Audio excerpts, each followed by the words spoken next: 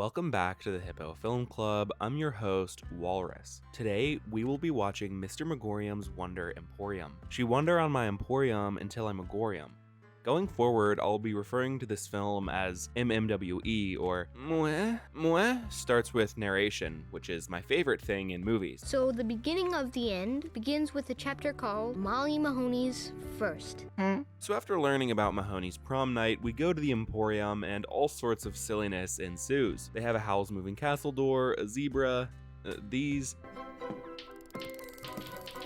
And it's not long after that we get to lay our eyes upon the titular Mr. Magorium, played by Dustin Hoffman. He is Mahoney's mentor and employer. Mahoney is played by the legendary Natalie Portman, who I share a birthday with. June 9th. That's me and Nat's birthday. Mahoney is a pianist. Her dream is to play. Mahoney goes to Mr. Magorium and expresses this desire. About me possibly finding a new job. Probably wouldn't like turnip pudding. How'd you sleep? Upside down. And that's that. He ignores her. Mr. Magorium is a fucking freak, and honestly, he's kind of coming across as a piece of shit, albeit a whimsical one. May I suggest you stun the world with Molly Mahoney's First? I mean, look, Mr. Magorium, it was a pretty interesting story, but I don't think we need to cover it again in 5 minutes. Flap duel. And with that, let's open the door.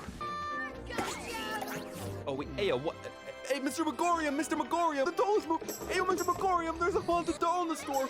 Chuds everywhere cheered because holy shit, we found the guy that's giving sex change operations to children.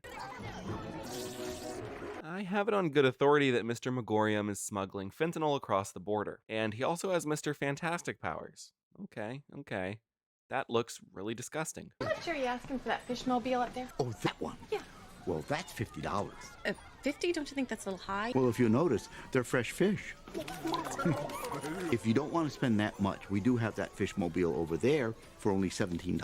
But those are not fresh. First of all, nobody is ever going to buy those. Second of all, you're torturing these fish, straight up abusing them, stringing them up, suffocating them for just because. Third of all, why is this lady looking for a mobile to put over her baby's crib at Mr. Magorium's Wonder Emporium? Lady, this is Toys R Us.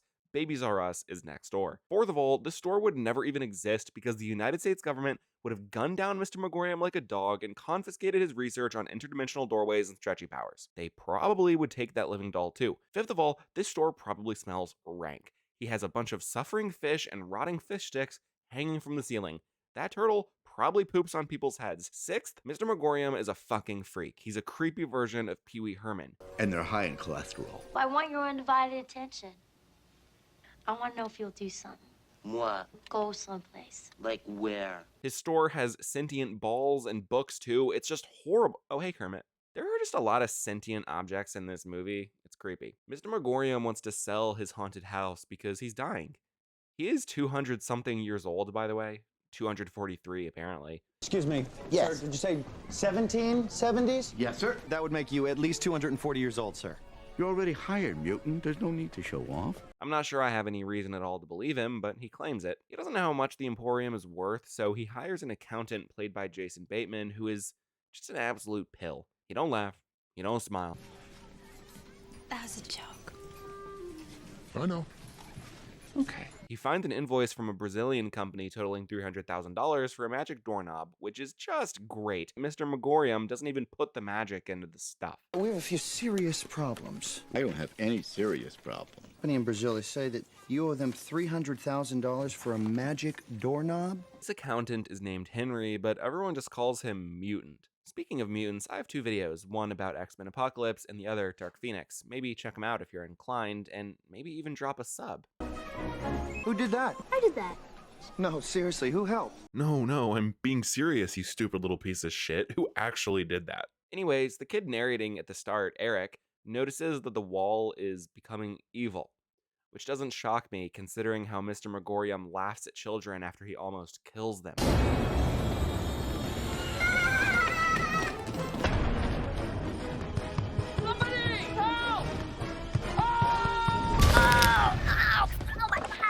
I can't feel my legs, Mr. Magorium. Mr. Magorium, call an ambulance. I can't feel my legs. No, where are you going, Mr. Magorium? Much better. There was simply no avoiding his fate.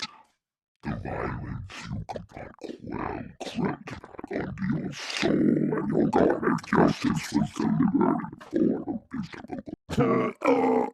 I hate in movies when there is a single character who is not insane and an entire community of numbskulls who have lead in the water and micros in their plastic gaslight them into also being insane. Is just a store. I'm sure to you, it is. You know what, accountant? You're a loser, because you don't instantly buy that Mr. Magorium has interdimensional technology and was friends with Thomas Edison. Okay, Mr. Magorium, that's what we call black mold. It's time to close the store. I'm very disappointed in you. Okay, he's lecturing the black mold. I'm starting to think there might be a carbon monoxide leak as well. It is simply atrocious. So I suggest you stop this petulance. Mr. Magorium's ignorance and depravity knows no bounds. He expresses to the black mold that he will blatantly ignore Mahoney's wishes to find a new job and non-consensually leave her his store, including millions of dollars in debt. The immitigable truth is I am leaving tomorrow, and Mahoney, bless her timid heart, will be given care of you. Have we ever considered asking Mr. Magorium to, I don't know, put a piano in the store that has everything? You know what? No, why isn't there just already a piano? Whatever. Back at Eric's house, his mom is just absolutely roasting the shit out of him. We agreed you could come back from camp early if you made an effort to make some friends. On my phone, people don't like me. I think I'm weird. Because you build sculptures by yourself. What? Son, you really need to make friends.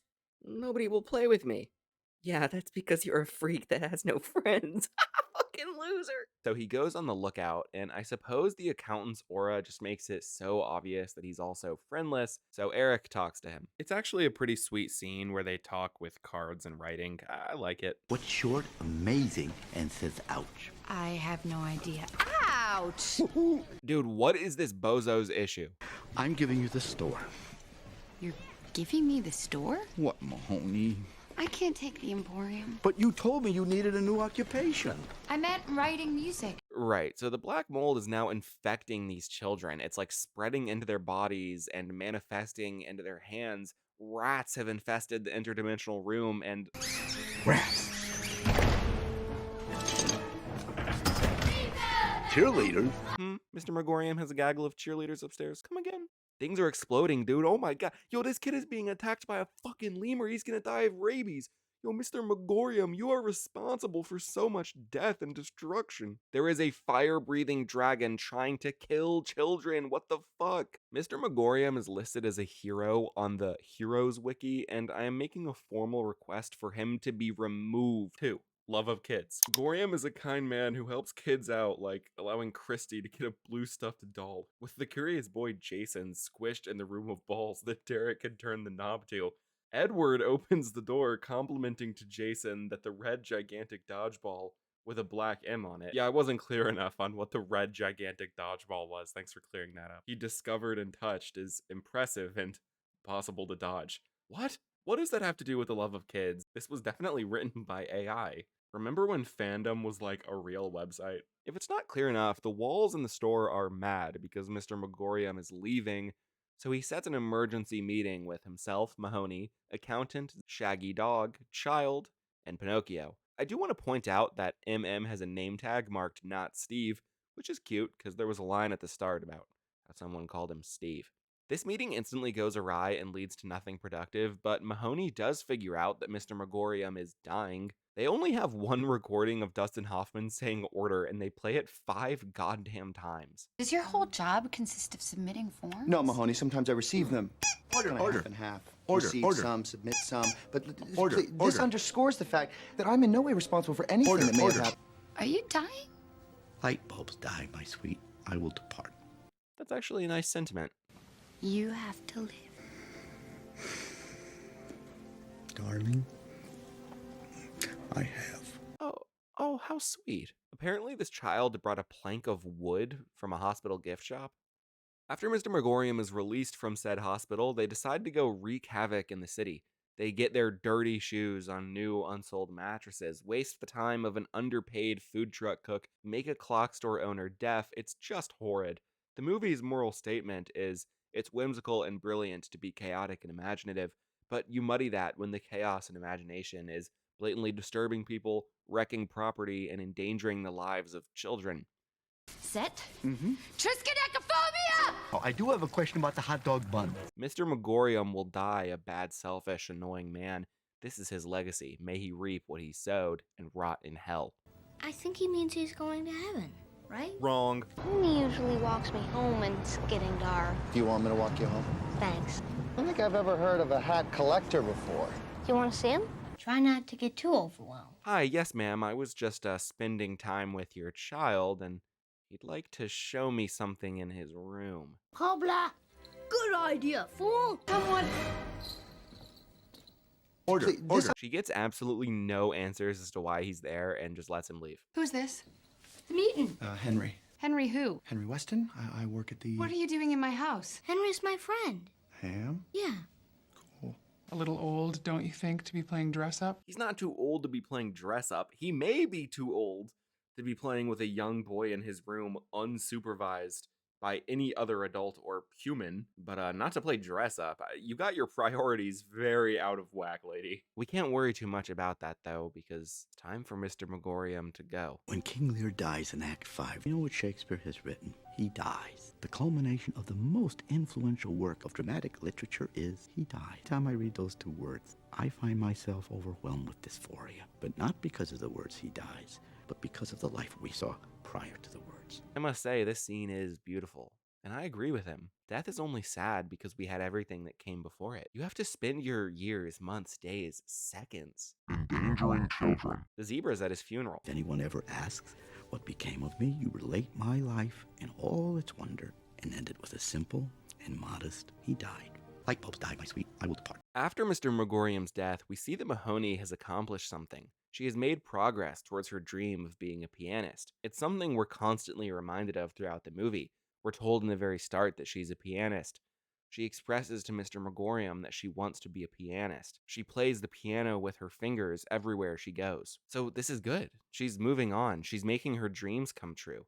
She listed the store for sale and is now working as a pianist at a seemingly nice hotel or restaurant. And then we're instantly given this exchange.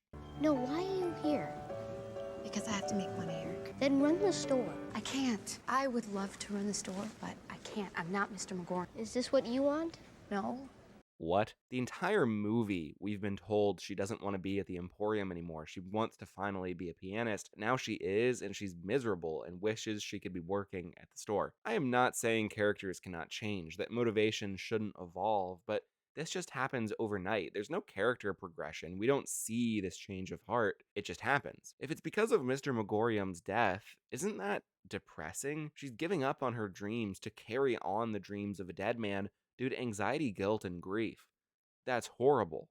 It's cool that Eric went and guilt-tripped her more. Lord, no wonder you're going out of business. It's depressing. Can I play over there? Sure. Well, no, Jack, please don't touch anything. Actually, ma'am, it's okay. He can play with anything he likes. Actually, ma'am, I don't give a shit that you set a boundary with your child. He can do whatever the fuck he wants while he's in my store. Eric now is off to see the accountant to be like, let me buy the store. And then the accountant goes to see Mahoney, who's like, yeah, I'm going to sell the store. But then Eric is like, no, I believe now. It's magic. You can't. And then Mahoney's like, yes, I will magically play the piano and bring color back to the store.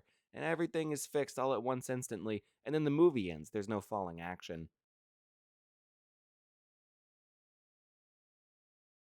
I wanted to enjoy this movie. I want to love its heart and whimsy, but it does not effectively display whimsy in my eyes. Mr. Magorium is a Willy Wonka-like figure without the nuance that lies behind William. The movie constantly tells you, assures you, that Mr. Magorium is wholeheartedly and truly good.